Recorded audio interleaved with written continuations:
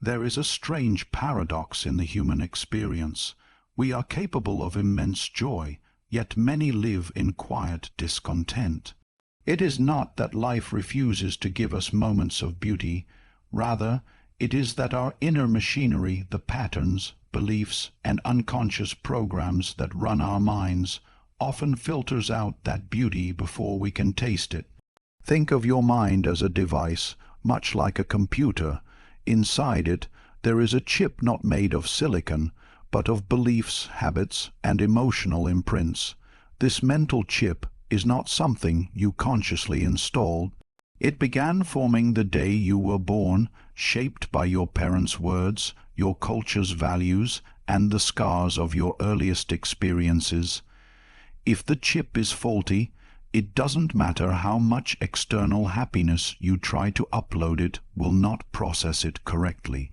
Changing this chip is not a matter of forcing yourself to think positive for a few days. It is a profound act of re-engineering the very lens through which you see reality. Today, I will share 5 ways to begin that transformation, not through shallow slogans, but through deep psychological renewal. Before a person can alter the invisible architecture of their mind, they must first summon the courage to see it clearly. The most dangerous forces within us are not the storms that rage loudly, but the quiet undercurrents we no longer notice because they have always been there. These patterns do not announce themselves with grand proclamations. They slip into our decisions, our relationships, and our moments of solitude like a shadow that moves silently alongside us. Often they reveal themselves only in the small hesitations that keep us from stepping forward, in the unshakable guilt that creeps in when we try to rest, or in the inner voice that mutters, "You don't deserve this," just when life offers something good. This voice is not the essence of who you are. It is a program, a mental chip installed without your consent in the earliest chapters of your life. Its origin is ancient in your personal story, often buried beneath the layers of years. Perhaps it began when you were a child seeking approval from a parent whose love seemed to appear only when you excelled, who smiled more readily when you brought home high marks or impressed the guests. Without realizing it, you learned to translate love into productivity, worth into performance, and though the years pass, this conditioning remains like code written deep into your inner system. Now imagine this child grown into an adult who has achieved much by the standards of the world: promotions, recognition, financial security. On the outside they may appear successful, yet inside they are restless. Even on vacation, when the ocean whispers calm and the sun offers warmth, their mind flickers like a restless machine, searching for the next task, the next validation, the next proof that they are still worthy. The beach is beautiful, but they do not truly arrive there, because the program keeps them running. To change such a program, the first step is not to wage war against it, but to witness it. You cannot change what you refuse to see, and you cannot heal what you deny exists. Awareness is the lantern that lights the cave. It requires a certain tenderness, a willingness to turn toward your own mind, not as an enemy to be conquered, but as a mystery to be understood. This is not a quick glance at your thoughts, but a deep listening. You begin to notice not just what you think, but the tone, the texture, and the origin of those thoughts. One way to do this is through deliberate observation. Take a week, not as a test of discipline, but as an act of inner discovery. Each time you feel a ripple of anxiety, a sharp edge of self-doubt, or the ache of undeservingness, pause and ask yourself, what thought is here right now? Write it down without judgment. Do not try to make it prettier than it is. The raw truth is the gold you are after. The first few days may feel clumsy, but soon you will notice patterns emerging like constellations in the night sky. Perhaps you will see that in moments of joy a thought intrudes, "This won't last," or when you succeed, another voice murmurs, "It's not enough." You may notice that before speaking in a meeting, an image flashes in your mind of someone frowning, not the people in front of you, but perhaps a teacher from long ago who once dismissed your ideas. These patterns are not random. They are the echoes of the past reverberating into the present, whispering through the corridors of your mind. It can be startling to realize how few these voices truly are. Often, the same handful of beliefs, maybe 3, maybe 5, have been quietly governing your life for decades. They are like an old script in which you have been cast without knowing the role was not yours to begin with. And yet, here is the turning point. Once you see the script, you are no longer entirely inside it. The moment you can point to a belief and say, "There it is again," you are standing outside of it, watching it rather than obeying it.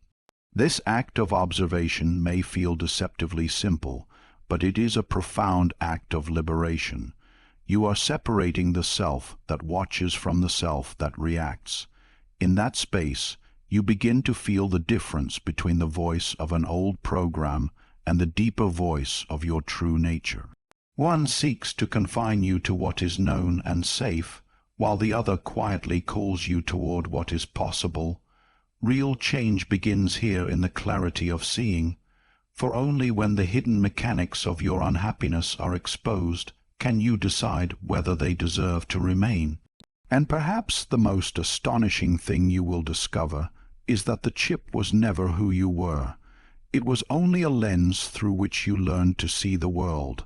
A lens can be set down, a lens can be replaced, and once you glimpse life without it, you will know you have the power to change the entire picture. Once you have begun to see the recurring thoughts that rise and fall in the quiet corners of your mind, the work deepens. To simply recognize them is to stand at the edge of the forest.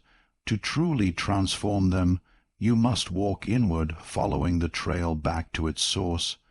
Every mental chip, no matter how deeply embedded, has a moment of installation. There was a first time, a day, an hour, perhaps a fleeting glance when the seed was planted. Often it was so small, so ordinary at the time, that your conscious mind barely noticed, but the unconscious noticed.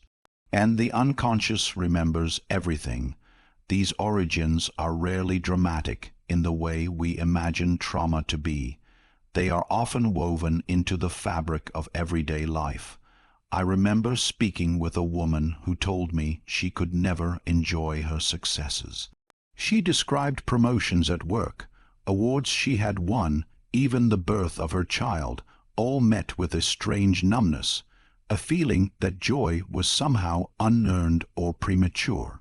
When we began to explore her memories, she found herself back in her childhood home, 8 years old, the smell of dinner in the air, the excitement of a paper in her small hands. She had drawn something at school, something she loved, full of colors and shapes that made her heart swell. She burst into the room, eager to share it with her father. He glanced at it for a moment, shrugged, and said, "That's fine, but you should work on your math." He wasn't cruel. In his own way, he thought he was guiding her toward what mattered. But in that moment, a message was delivered to the depths of her mind. Joy must be deferred, celebration is dangerous, and one must always be better before one can rest. That small exchange became the blueprint for her emotional life. This is how beliefs are born. They enter quietly, often through the people we trusted most, and lodge themselves deep in the psyche. Then they vanish from conscious memory, as if the moment were too small to matter, and yet the pattern they set in motion shapes decades of behavior. The mind does not discard these impressions simply because time passes. It stores them, not as memories we can easily recall, but as silent commands that run in the background, influencing every choice. To uncover these origins is to open doors long closed. It is not always comfortable work. At first, you may resist, because looking back feels like reopening wounds you thought had healed. But in truth, they never healed. They were simply buried. The discomfort is the surface tension that guards the unconscious, and you must pass through it to reach the heart of the matter. This is why journaling, therapy, or deep self-reflection can be so powerful. They are the tools that keep the light steady as you enter those hidden rooms. As you trace a belief to its beginning, you may notice something remarkable. The memory is frozen, unchanging, like an artifact preserved under glass. You see yourself at the age you were, you feel the air in the room, you hear the words spoken. In that moment of recollection, the belief reveals itself for what it truly is: not a universal truth, not a law of existence, but a fragment of the past mistaken for reality. The authority it once held begins to loosen. Imagine realizing that the belief "I must always improve before I can be happy" was not born from the nature of life, but from a single afternoon decades ago, shaped by a tired parent's offhand remark. Suddenly, the belief appears smaller, almost fragile. The grip it had on your choices begins to weaken, because you see it not as a fact, but as an old story, and stories can be rewritten. Sometimes, the origins you find are not single moments, but a repeated pattern. A sibling who always overshadowed you, a teacher who dismissed you, a culture that taught you to distrust your own joy. These are like rivers that carve valleys over years. The shape of your inner landscape has been molded by their constant flow. But even rivers can be redirected, and even deep valleys can be filled with new soil. The act of tracing a belief back to its source is an act of reclaiming authorship over your own mind. You are no longer living inside a script handed to you without consent. You are the one holding the pen. This process demands honesty and patience. Sometimes the origin will reveal itself in an instant, like a flash of lightning. Other times it will emerge slowly, through layers of dreams, conversations, and quiet realizations that seem unrelated until they fall into place. As you walk backward through your own story, you begin to see how much of your present life is haunted by these forgotten ghosts. They have been shaping your relationships, your ambitions, even the way you carry your body through a room. But once they are named, they lose their invisibility. Once you shine light into their corners, you see that their power was never absolute. It was borrowed from your unawareness. And this is the paradox. To move forward into freedom, you must first walk backward into memory. Only by knowing where the path began can you choose to step off it. In seeing the moment your mental chip was installed, you gain the power to remove it. You begin to realize that the walls that have confined you were built long ago by hands that no longer have any hold on you. And when you see that, the walls themselves begin to crumble. Once the false belief has been brought into the light, and its roots traced back to the moment it took hold, there remains a space where it once lived. That space cannot remain empty for long. The mind, like nature, does not tolerate a vacuum. If you do not consciously choose what will fill it, the old belief, or one just as limiting, will inevitably grow back into that opening. Transformation is not simply the act of removing the old. It is the act of replacing it with something new, something alive, something that will serve the life you are trying to live. But here lies a subtle challenge. The truth you install in place of the old must be one your mind can truly believe in. If you feed it empty affirmations that bear no resemblance to your lived reality, it will reject them as it would reject a counterfeit coin.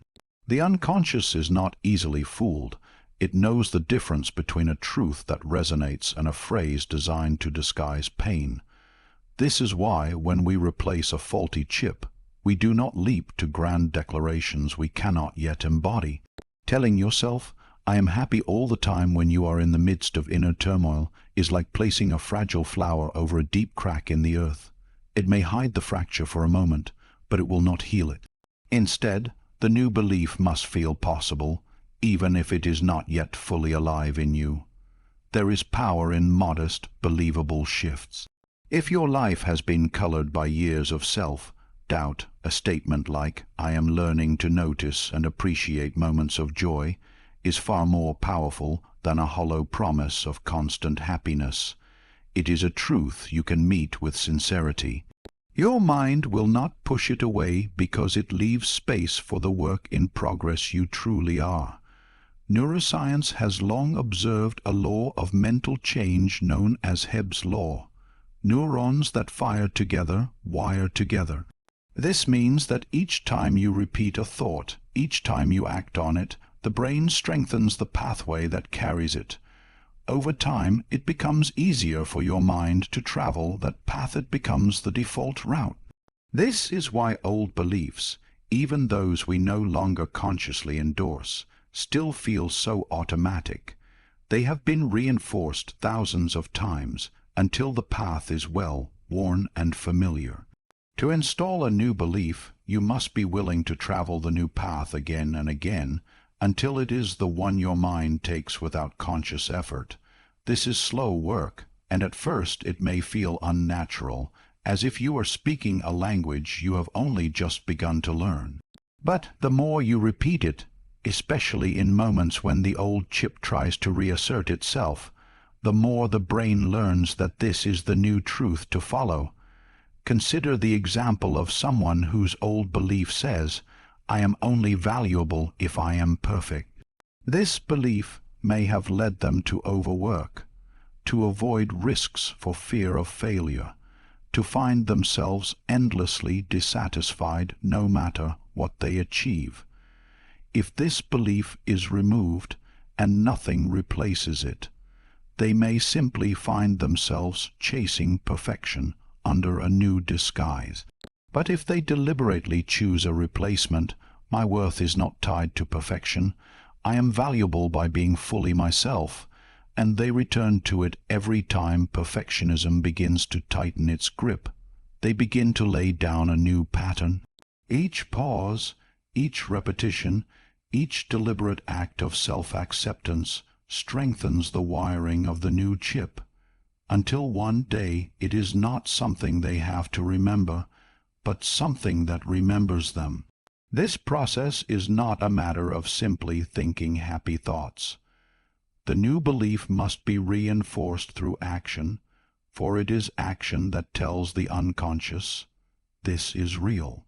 If you are learning to believe that you are valuable without perfection, you must allow yourself to present something unfinished, to rest when your work is not yet flawless, to speak even when your voice trembles.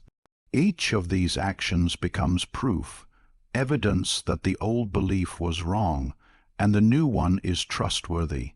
In this way, the installation of a new mental chip is less like replacing a part in a machine and more like planting a seed. At first, it is fragile. It requires daily attention, protection from the storms of doubt, and the nourishment of small, consistent acts. But over time, roots take hold. The belief grows stronger, not because you have forced it, but because you have lived it. And one day, you realize it no longer feels like something you are practicing at all. It feels like the way you have always been. What is most beautiful about this work is that it ripples outward. A belief that serves your well-being does not simply change your private inner world. It alters the way you show up in every interaction, every choice. If you believe you are valuable by being yourself, you begin to listen more openly, to take risks more freely, to create without the fear of judgment.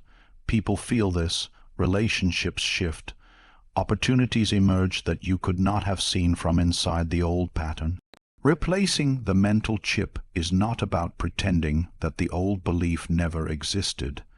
It is about building something so steady, so aligned with the truth of who you are, that the old voice loses its authority.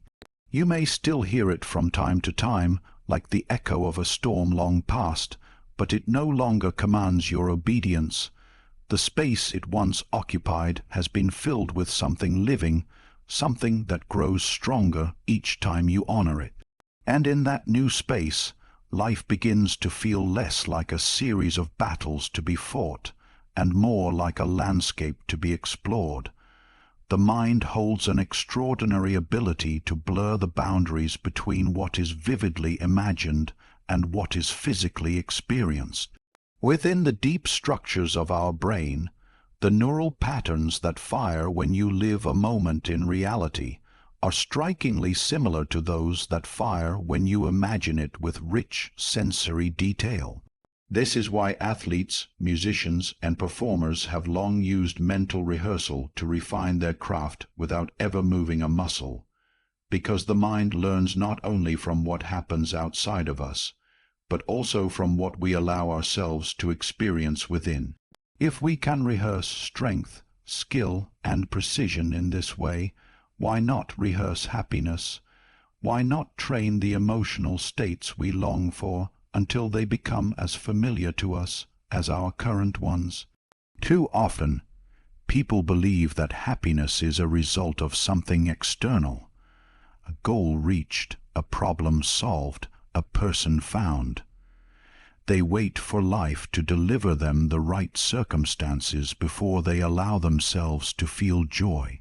But what if the ability to experience joy was a skill that could be cultivated, rehearsed, strengthened, and made natural?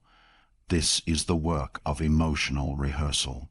It is not the escapism of daydreams, but the deliberate shaping of your internal reality so that it begins to influence your external one. You are, in essence, writing the script for how your nervous system will respond to life, training it to recognize ease, openness, and delight not as rare intruders, but as regular guests. Each night before sleep, when the edges of waking and dreaming begin to soften, you have a unique opportunity to work with your mind in its most receptive state. In this space, imagine yourself moving through a day with your new mental chip firmly in place. Do not simply think the thought, "I am free from my old limitations." Instead, step into the scene as if it were unfolding now. See the light in the room where you begin your morning. Feel the ease in your shoulders as you rise from bed. Perhaps you walk into a meeting and speak with clarity, your words flowing without the tightness of self-criticism. Perhaps you share a meal and enjoy it fully, without the quiet murmur of guilt that once shadowed such moments. Hear your own laughter, warm and unrestrained, and notice how naturally it comes when you are no longer scanning the room for judgment. The more sensory detail you include, the more powerfully the brain responds. Hear the voices around you, smell the air, feel the texture of your clothing, the warmth of sunlight on your skin. The mind is not a passive observer in this process. It participates. Your body may even respond. Your heart rate may slow, your muscles may soften, your breathing may deepen, because the mind has begun to believe that what you are imagining is, in some way, real. This is not an act of pretending that your life is different than it is. It is the training of your nervous system to recognize new possibilities, to grow familiar with emotional states that once felt unreachable. Without such rehearsal, the mind often resists change, clinging to old emotional patterns simply because they are known. But if you begin to rehearse joy, confidence, peace, or self-worth, you give your brain a blueprint to follow. It begins to seek moments in waking life that match the scenes you have rehearsed. Neuroscience confirms this. Repeated mental imagery can physically alter the brain's structure, strengthening the same neural connections that would be used if the event were truly happening. In the same way, a pianist rehearses finger movements in the mind and finds their hands more agile in reality. You can rehearse states of being until they arise more naturally when life presents the opportunity. This is not magic. It is the mind doing what it has always done, learning from experience, whether that experience is external or internal. And something else happens when you engage in emotional rehearsal. You begin to dissolve the fear of unfamiliar happiness. Many people think they fear sadness or failure, but in truth, they also fear joy. Joy can feel dangerous if your old chip has taught you that it is fleeting, undeserved, or likely to be punished. By rehearsing joy in the safety of your own mind, you allow your body to feel it without threat, without the reflex to brace for loss. Slowly, the association shifts from joy being linked to vulnerability to joy being linked to safety and openness. It is important to understand that this is not about creating a fantasy world you will never live in. The images you rehearse are seeds. Some may sprout into moments exactly as you envisioned them. Others may emerge in forms you did not expect. The point is not to control the future, but to prepare the inner soil so that when life offers something good, you are ready to receive it without shrinking back. At first, your mind may resist. It may insist on returning to familiar worries, replaying old scenarios, or filling the space with self-criticism. This is to be expected. The old chip has decades of rehearsal behind it, and it will try to pull you back into its script. This is why persistence matters. Even a few minutes each night, repeated consistently, can shift the balance. Each time you return to the scene you wish to live, you are telling your mind, this matters. This is worth learning. Over time, something subtle but profound begins to happen. You wake one morning and realize you are moving through your day with less tension. You notice a moment of stillness in which you feel content for no apparent reason. You laugh more easily, and the laughter feels unforced. These are not accidents.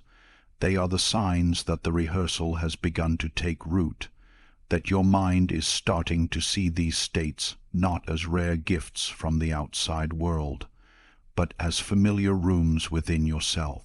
When the new emotional patterns become familiar, the brain no longer treats them as foreign territory, and because the mind seeks out what is familiar, it will begin to navigate towards circumstances and choices that reinforce these patterns. This is how change that begins in the imagination finds its way into the reality of daily life, not through force, but through gentle, persistent practice that teaches the mind to recognize and welcome a different way of being. This work demands both patience and faith. Patience, because change of this depth does not arrive overnight.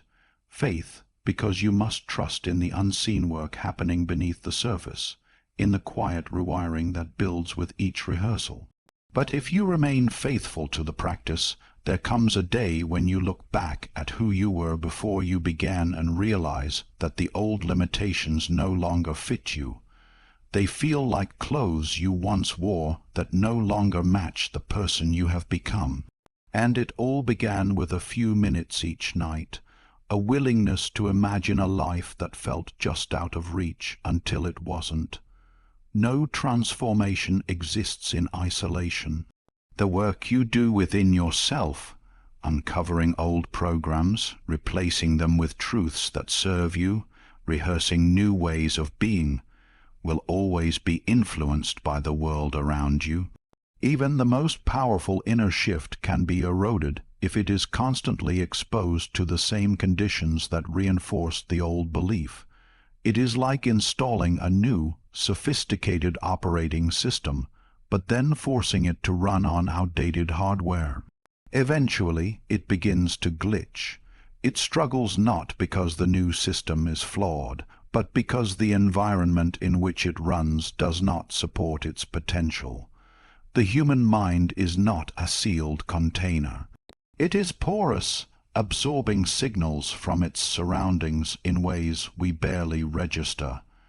Every word you hear, every face you see, every space you occupy feeds the inner landscape. If you have worked to replace an old belief of unworthiness, but still spend time in the company of those who belittle, dismiss, or diminish you, your mind will have to fight a constant uphill battle. The new belief will try to grow, but it will be competing against a steady rain of messages that contradict it. This is not a call for rejection or hostility toward others. It is a call for discernment. There are those who affirm your worth, who challenge you in ways that strengthen rather than shrink you, who model what joy and self-respect look like in daily life.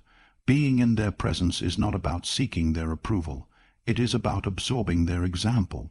The nervous system learns through resonance.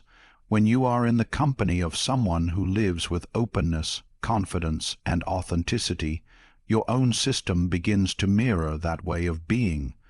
You find yourself standing a little taller, speaking with more clarity, breathing more deeply. It is not imitation. It is a natural human response to environments that make us feel safe enough to expand. This does not always mean cutting people out entirely, though sometimes that may be necessary. More often, it means adjusting the distance, limiting exposure to certain dynamics, or setting clear boundaries that protect the ground you have gained. It may mean recognizing that some relationships thrive only when you remain small, and that in growing you may outgrow certain roles you once played. Such realizations are painful because they often touch bonds of history and loyalty, but they are necessary if the new self you are building is to survive.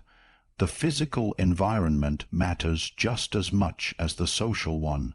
We underestimate the influence of space on the mind. A cluttered, chaotic environment can subtly reinforce old patterns of mental confusion and emotional heaviness. If your surroundings reflect disorder, your inner work has to push against the constant sensory reminder that life is out of balance. On the other hand, a space that is clean, organized, and infused with elements that inspire you can signal to your mind, without a single word, that you are worthy of beauty and order. The room you wake up in each morning is a silent partner in shaping your state of mind for the day. Sometimes this requires letting go of objects that carry the energy of past selves. The clothes you never wear but keep out of guilt. The stacks of papers tied to old failures. The items given to you by people who once made you feel small. These things are not inert. They are anchors to the very identity you are trying to outgrow. Releasing them is not just tidying. It is a ritual of making space for the self you are becoming. Surrounding yourself with the right people and environments is not a passive act. It is a deliberate choice repeated daily. It is choosing to walk into spaces where your light is not dimmed but welcomed, where your ideas are not dismissed but explored, where your presence is not merely tolerated but valued. It is spending time with those who speak to your potential rather than to your limitations, with those whose eyes light up not when you fit their expectations, but when you break free of them. And there is a deeper truth beneath all of this. You are teaching the world how to treat you by the conditions you accept. Every time you remain in a space that contradicts your worth, you reinforce the old program. Every time you choose a space or a person that reflects your new truth, you strengthen the neural pathways and emotional habits that sustain it. Over time, this alignment becomes self-reinforcing. The more you inhabit supportive environments, the more you recognize when something is misaligned, and the less willing you are to compromise. It is not selfish to curate your surroundings in this way. It is a recognition that your inner life is precious, that the beliefs you have worked so hard to plant and nurture deserve to be protected while they take root. The seedling of a new self cannot flourish in toxic soil. But given the right conditions, sunlight in the form of affirmation, nourishment in the form of inspiration, shelter in the form of safe relationships. It will grow into something strong enough to weather storms. In the end, the people and environments you choose are not simply influences. They are part of the architecture of your becoming. They shape the air you breathe, the tone of your thoughts, the rhythm of your days. And when you choose them wisely, they become the scaffolding that supports the structure of your new life until it stands unshakable on its own. Then, even when the old voices call from a distance, you will find that they no longer reach you, not because you have silenced them, but because you now live in a place where they cannot survive. Changing the mental chip is not instant. It is a gradual act of liberation. Each time you question an old belief, each time you rehearse a new reality, each time you choose an environment that supports your growth, you are rewriting the code that governs your life. Happiness is not something the world must deliver to you. It is something you can allow yourself to experience when the inner machinery is free from distortion. The world does not need to change for you to be happy, only the lens through which you see it. And when that lens is clear, joy ceases to be a fleeting visitor. It becomes the air you live in,